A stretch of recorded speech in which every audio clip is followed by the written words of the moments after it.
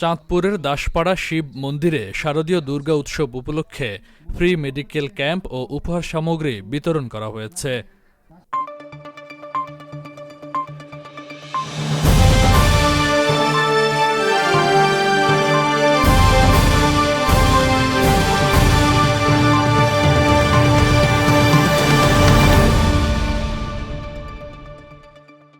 শারদীয় দুর্গোৎসব উপলক্ষে ব্যতিক্রমী আয়োজন করল দাসপাড়া সার্বজনীন শ্রী শ্রী শিব মন্দির দুর্গোৎসব কমিটি।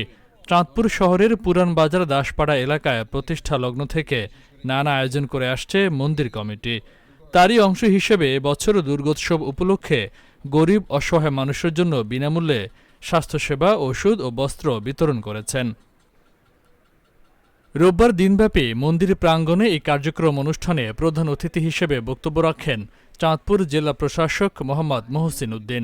বিশেষ অতিথি হিসেবে বক্তব্য রাখেন জেলা পুলিশ সুপার মোহাম্মদ আব্দুর রকিব, চাঁদপুর পৌর প্রশাসক মোহাম্মদ গোলাম জাকারিয়া, চাঁদপুর জেলা পূজা উদযাপন পরিষদের সাধারণ সম্পাদক তমল কুমার ঘোষ।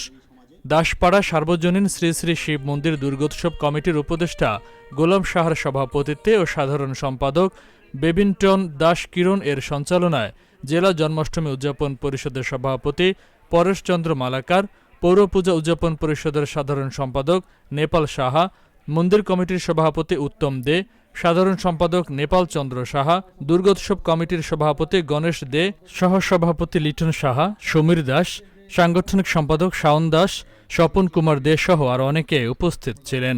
ফ্রি মেডিকেল ক্যাম্পে ডাক্তার পিজু সাহা, ডাক্তার শর্মিষ্ঠা দে চিকিৎসা প্রদান করেন।